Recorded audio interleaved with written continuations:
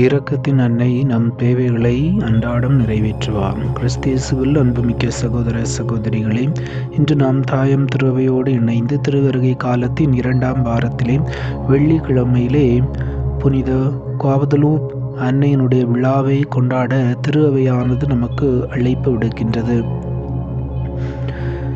Juan Diego என்பவருக்கு Guadeloupe அன்னை காட்சியிலே தோன்றி, நான் இரக்கத்தின் அன்னை, என்னை நோக்கி யார் யாரெல்லாம் வேண்டுகிறார்களோ அவர்கள் அனைவர்களுடைய தேவைகளையும் எதிர்பார்ப்புகளையும் நிறைவேற்ற நான் உங்களுக்காக காத்து கொண்டிருக்கிறேன் என்பதை அன்னையானவள் ஜுவான் டியாகோ என்பவருக்கு வெளிப்படுத்தக்கூடியவராக இருந்தார்.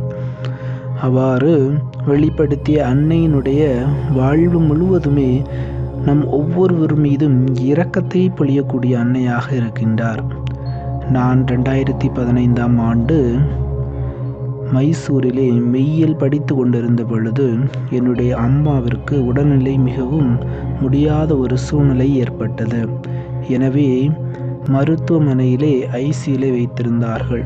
மருத்துவர்கள் எல்லாரும் கைவிட்ட அந்த ஒரு சூழ்நிலையிலே நான் கார்மல் அன்னையை நோக்கி ஜெபிக்கக்கூடியவனாக இருந்தேன்.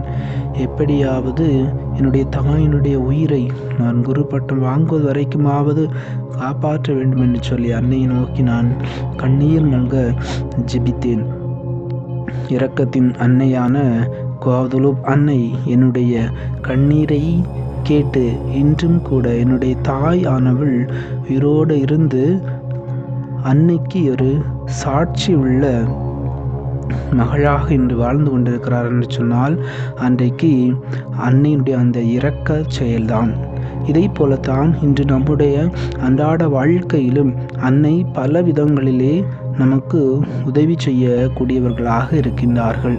நாம் எப்படிப்பட்ட சூழ்நிலையாக இருந்தாலும், கண்ணீரான ஒரு சூழ்நிலையாக இருந்தாலும், குடும்பத்திலே மன போராட்டமாக இருந்தாலும், கவலைகளால் நீங்கள் துவண்டாலும், என்னுடைய மகனுக்கு இன்னும் திருமணம் ஆகவில்லை என்று நீங்கள் இருந்தாலும், குடும்பத்திலே கடன் பிரச்சனையாக இருந்தாலும், திருமணமாகியும் இன்னமும் குழந்தை செல்வம் இல்லையே என்கிற சூழ்நிலையாக இருந்தாலும், படித்தும் நல்ல வேலை வாய்ப்பு இன்னும் கிடைக்கவில்லை என்று இருந்தாலும், குடும்பத்திலே கணவனால் குடிப்பழக்கத்திற்கு அடிமையாகி பிரச்சனையாக இருந்தாலும், குடும்பத்தில் உறவிலே நல்ல ஒரு சூழ்நிலை, சுமூகமான சூழ்நிலை இல்லாமல் இருந்தாலும், பிள்ளைகள் பெற்றோர்கள் சொல்லக்கூடியவற்றை கேட்காமல் இருந்தாலும், இன்னும் பல்வேறு சூழல்களினால் நாம் துன்பப்பட்டாலும், இரக்கத்தின் அன்னையான குவாதலூப் அன்னை, மகனே மகளே, கலங்காதே, அஞ்சாதே, திகையாதே, நான் எப்படி எலிசபெத் அம்மாள் பேறுகால வேதனையிலே விரைந்து சென்று உதவி செய்தேனோ அதே போலவே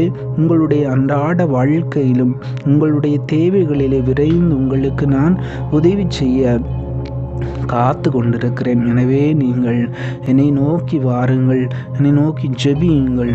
உங்களுடைய எல்லா தேவைகளிலும் உடனிருந்து உங்களுக்கு முழுமையான விடுதலையும் அருளையும் ஆசீர்வாதத்தையும் தர உங்களுக்காக நான் இதையும் திறந்து காத்து கொண்டிருக்கிறேன் என்பதை இன்றைய நாளிலே அன்னையானவள் நமக்கு கற்றுத்தரக்கூடியவராக இருக்கிறார். எனவே நாம் அனைவரும் நம்முடைய அன்றாட கவலைகள், போராட்டங்கள், பிரச்சனைகள் எல்லாவற்றையும் அன்னையின் பாதத்திலே சமர்ப்பிப்போம்.